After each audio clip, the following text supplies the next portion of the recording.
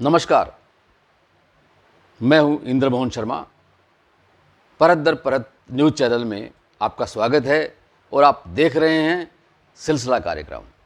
सिलसिला कार्यक्रम में आज का मुद्दा है कनाडा में आतंकी गैंगवार क्यों।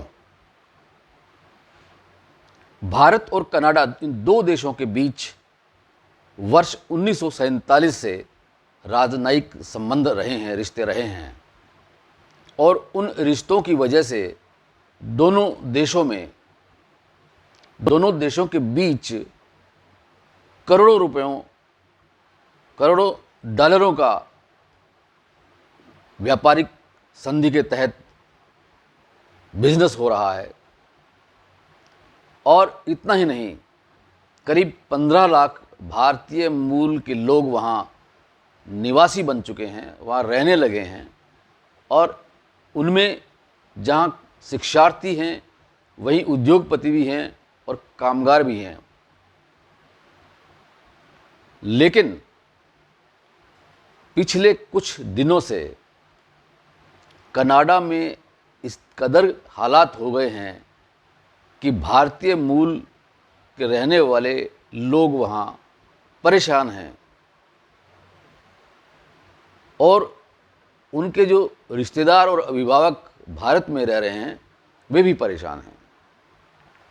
इस परेशानी की वजह ये है कि बीते दिनों कनाडा में एक खालिस्तानी आतंकी हरदीप सिंह निज्जर की हत्या कर दी गई थी और उस हत्या के पीछे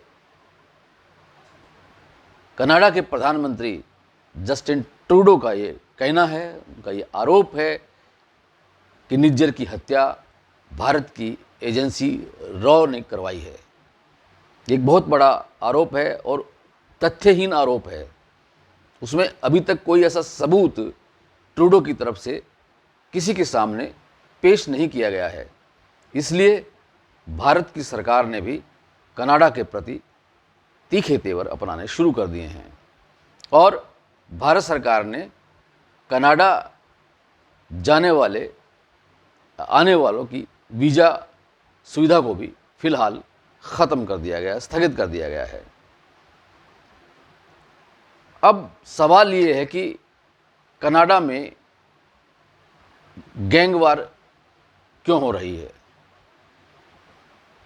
कनाडा में जो भारतीय मूल के निवासी रह रहे हैं उनमें करीब 7 लाख सिखों की आबादी है और उनका वहाँ पर अच्छा प्रभुत्व है, असर है और उन्हीं में से ही कुछ खालिस्तान समर्थक भी हैं और उन्होंने वहाँ पर एक संगठन भी बना लिया है जिसे जस्टिस फॉर सिख संगठन का नाम दिया गया है और उसके जो प्रमुख हैं वो गुरपतवंत पन्नू हैं, जो मूलतः पंजाब के रहने वाले हैं लेकिन पिछले कई वर्षों से वो कनाडा में रह रहे हैं और खालिस्तान बनाने की मांग कर रहे हैं।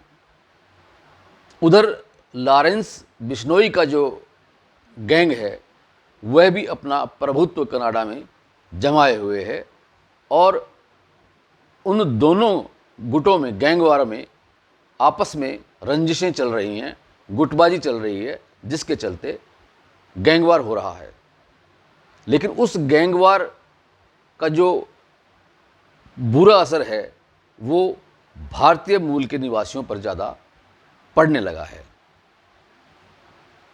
जस्टिस फॉर सिख के संगठन के प्रमुख गुरपतवंत पन्नू ने भारतीय मूल के उन लोगों को धमकी भी दे दी है, चेतावनी भी दे दी है जो वहाँ पर कनाडा में रह रहे हैं और जो खालिस्तान समर्थन नहीं कर रहे हैं।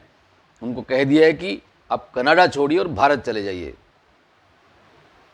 अब जो वहाँ बरसों से कनाडा गए हुए हैं भारतीय मूल के निवासी या अभी कुछ महीनों पहले गए हैं, वो वहाँ परेशान हो चुके हैं। उनको अपना सुरक्षा महसूस नहीं हो रही है। और इसके अलावा जो वहाँ के जो रहने वाले भारतीय मूल के निवासी हैं वो तो परेशान हैं ही, उनके यहाँ जो भारत में अभिभावक या रिश्तेदार रह रहे हैं वो भी काफ़ी परेशान हो चुके हैं। तो बार बार उनको फ़ोन कर रहे हैं कि कैसे हो, अपनी सुरक्षा का ध्यान रखो, वगैरह वगैरह। लेकिन अब कनाडा के प्रधानमंत्री जस्टिन ट्रूडो को जब कहीं भी उनको इस बात के लिए समर्थन नहीं मिला कि जो उन्होंने जो आरोप भारत पे लगाए हैं वो सही हैं, वो अमेरिका, ब्रिटेन, ऑस्ट्रेलिया, विभिन्न देशों से संपर्क किए हुए हैं, लेकिन कोई भी देश उनको समर्थन नहीं दे रहे हैं। और जस्टिन ट्रूडो की ये मजबूरी बन चुकी है कि वो खालिस्तानियों को कनाडा में संरक्षण दे रहे हैं, क्योंकि उन्हें अपनी कुर्सी बचाए रखना है। सत्ता हासिल करने के लिए और सत्ता में बने रहने के लिए इस कदर तक लोग गिर सकते हैं, उसका एक ताज़ा उदाहरण कनाडा के प्रधानमंत्री जस्टिन ट्रूडो ने दिया है। ये जस्टिन ट्रूडो वही हैं जो पिछले दिनों भारत की राजधानी नई दिल्ली में G20 के शिखर सम्मेलन में कनाडा के प्रतिनिधित्व के रूप में शिरकत की थी, और उस वक़्त भारत के प्रधानमंत्री नरेंद्र मोदी ने उनका गर्मजोशी से स्वागत भी किया था। ठीक है कि कोई अगर मेहमानबाजी के तहत किसी का स्वागत करना भी पड़ जाए तो कोई बुरी बात नहीं है, लेकिन प्रधानमंत्री नरेंद्र मोदी की सरकार ने अब कनाडा के प्रधानमंत्री जस्टिन ट्रूडो के प्रति कड़े तेवर अपनाए हुए हैं। अब देखना यह है कि क्या कनाडा और भारत के बीच राजनयिक संबंध पहले की तरह से बने रहेंगे या नहीं। और एक बड़ा सवाल ये भी है कि क्या कनाडा में रहने वाले भारतीय मूल के लोग सुरक्षित रह पाएंगे या नहीं। उनकी सुरक्षा के लिए क्या इंतज़ाम कनाडा सरकार ने किए हैं और क्या इंतज़ाम भारत सरकार ने किए हैं।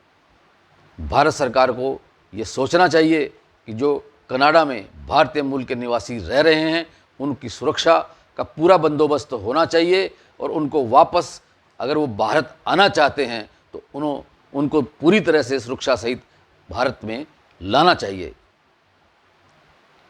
सिलसिला कार्यक्रम में आज इतना ही। कल फिर किसी नए मुद्दे के साथ आपसे रूबरू होंगे। तब तक के लिए इंद्रमोहन शर्मा को इजाज़त दीजिए। धन्यवाद।